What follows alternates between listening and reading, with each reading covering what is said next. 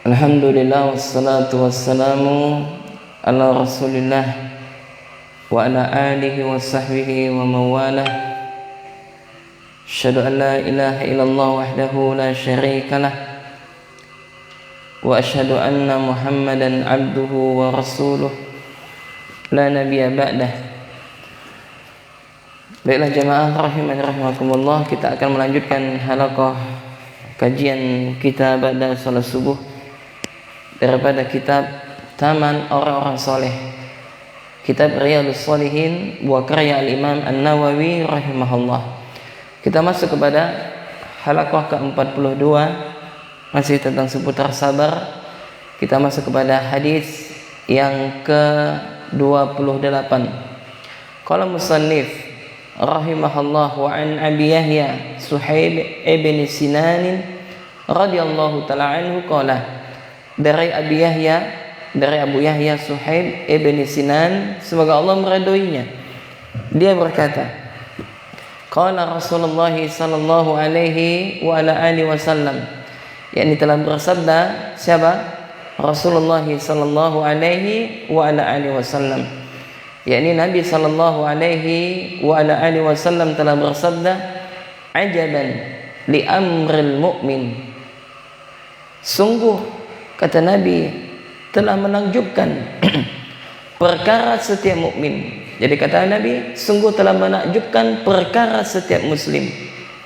Inna amrahu kullahu lahu khairun. Sesungguhnya setiap perkara mukmin semuanya adalah kebaikan. Subhanallah, ini adalah tentang ketakjuban Nabi sallallahu alaihi wasallam. Apa kata Nabi? Sungguh menakjubkan, yakni apa? Setiap urusan kaum mukmin semuanya adalah kebaikan. Ya, semuanya adalah kebaikan. Walaisa dzalika li ahadi illa lil mu'min. Yang mana hal ini kata Nabi tidak akan dijumpai atau tidak akan didapati oleh seorang pun kecuali dia adalah orang mukmin. Jadi jamaah rahimani rahimakumullah, bahwasanya urusan kita semuanya adalah kebaikan, yang mana hal ini tidak akan didapatkan oleh seorang pun kecuali dia adalah seorang mukmin. Apa kata Nabi yang mulia? Yang pertama, in asabathu sarra'u syakara. Apabila dia diberikan nikmat, maka dia bersyukur, fakana khairullah, maka ini adalah baik baginya kata Nabi. Wa in asabathu darra'u sabara, dan apabila dia ditimpakan musibah maka dia pun bersabar, fakana khairullah, maka ini pun baik baginya. Rawahu Muslim. Hadis ini sahih, diriwayatkan oleh Imam Muslim. Naam.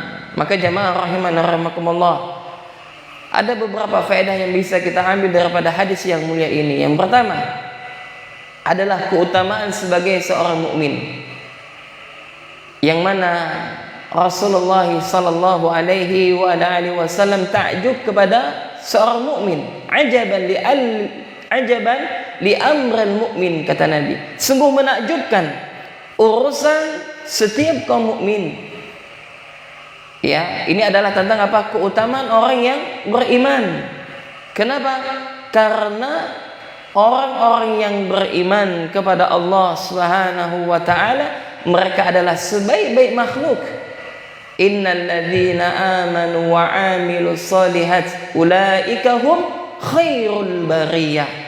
Sesungguhnya kata Allah, orang-orang yang beriman kemudian beramal saleh, maka mereka itu adalah sebaik-baik makhluk. Maka makhluk yang baik di atas permukaan bumi ini adalah mereka orang-orang yang beriman dan beramal soleh. Kebalikannya, orang-orang kafir selain daripada Islam, mereka adalah apa kata Allah? Sejelek-jelek makhluk, makhluk yang paling jelek dan bahkan derajatnya lebih hina daripada hewan ternak adalah mereka orang-orang yang tidak beriman kepada Allah Subhanahu wa taala. Maka kita bersyukur kepada Allah Subhanahu wa taala yang mana Allah telah memberikan kenikmatan iman dan Islam kepada kita.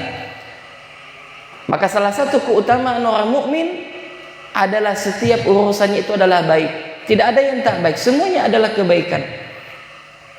Kemudian faedah yang kedua adalah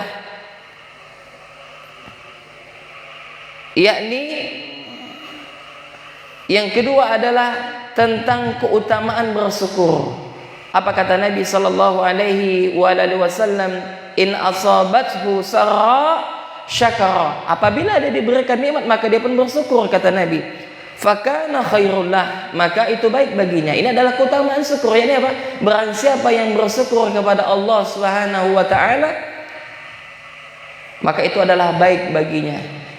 Maka apa kata Allah? La in syakartum la azidannakum. Jika kalian bersyukur kepadaku, maka hendaknya aku tambahkan nikmatku.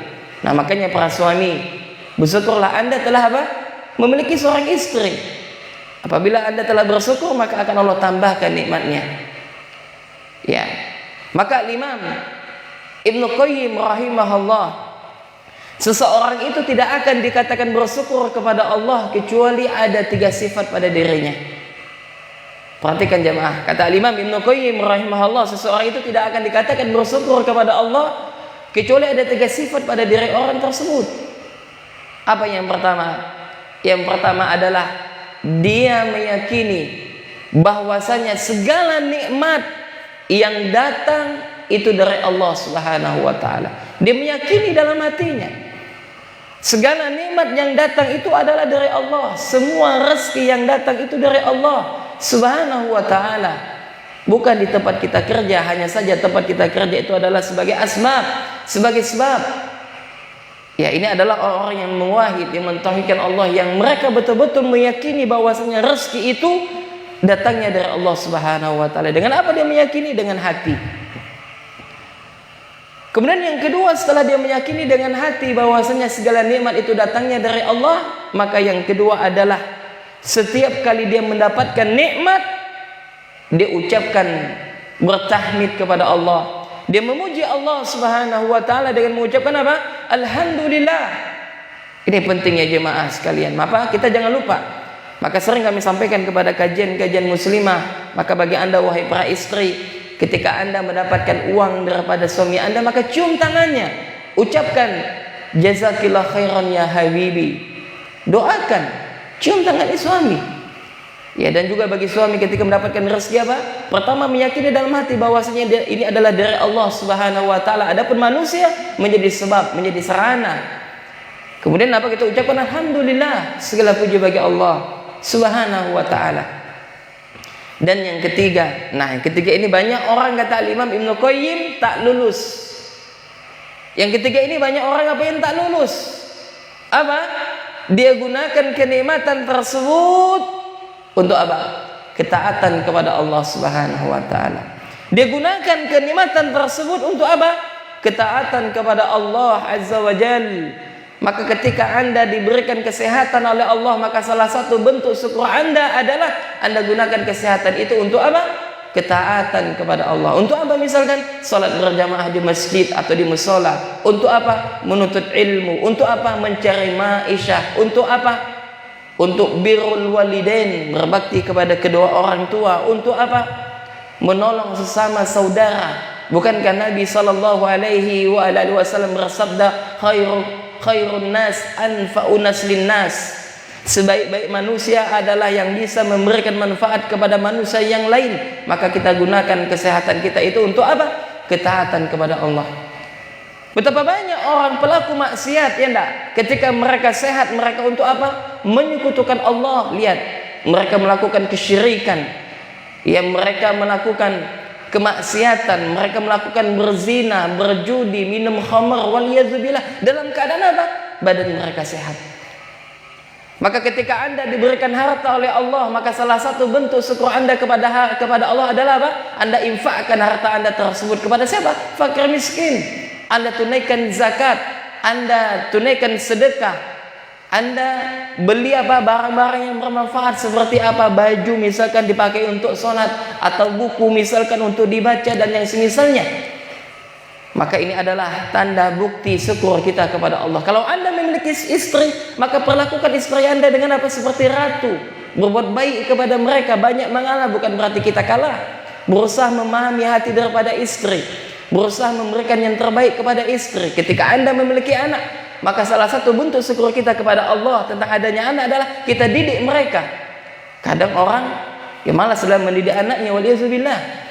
Dan hal terpenting adalah kita tidak boleh kasar kepada anak, dalam tanda kutip. Kasar boleh, tegas boleh, tapi pada waktu yang tepat. Demikian juga kepada istri, bukan berarti kita tak boleh, tegas boleh. Tapi apabila kita melihat istri kita menyimpang, ya misalkan menyebar fotonya di media sosial atau berkomentar di akun-akun Facebook yang tak jelas itu siapa, maka kita harus marahkan dia. Kita kasih tahu dia nasihat, tak boleh. Atau misalkan dia buat status yang mengandung pertikaian dan yang semisalnya, maka kita ingatkan. Maka tentunya mengingatkan dengan apa? Dengan hikmah, dengan kelemah lembutan dan yang semisalnya. Maka barang siapa yang ada 3 sifat ini pada dirinya, maka sungguh dia adalah orang yang bersyukur kepada Allah. Lihatlah Rasulullah ketika Nabi salat malam kakinya sampai bengkak-bengkak jamaah.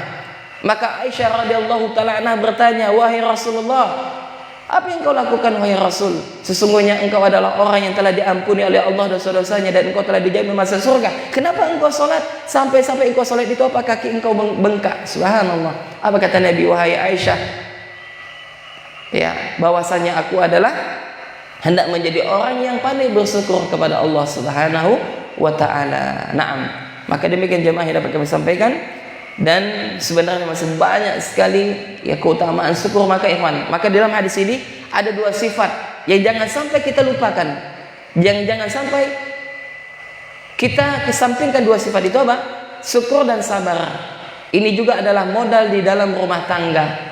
Syukur dan sabar ini juga adalah modal dalam apa? Pendidikan, mendidik anak-anak. Syukur dan sabar ini juga dalam hal apa? Usaha kita misalkan, atau dalam pekerjaan kita. Syukur dan sabar ini penting. Ya na'am, demikian yang dapat kami sampaikan. Maka kesimpulannya adalah yang pertama, bahwasanya orang mukmin itu memiliki keutamaan. Apa salah satu keutamaannya? Bahwasanya setiap perkaranya itu adalah kebaikan, tidak ada yang sia-sia, semuanya. Dan yang kedua adalah anjuran untuk senantiasa bersyukur kepada Allah Subhanahu wa taala. Dan barang siapa yang bersyukur kepada Allah, maka Allah akan menambahkan nikmat tersebut. Naam. Adapun tentang berikutnya akan kita lanjutkan pada pertemuan halaqah ke-44, ya masih tentang seputar hadis yang ke-27. Naam, demikian yang dapat kami sampaikan. Hadis ke-28 maksudnya. Mudah-mudahan bisa difahami dengan baik dan benar. Kita cukupkan sampai di sini. Subhanakallahumma wa bihamdik, asyhadu an la ilaha illa anta, astaghfiruka wa atubu ilaik. Assalamualaikum warahmatullahi wabarakatuh.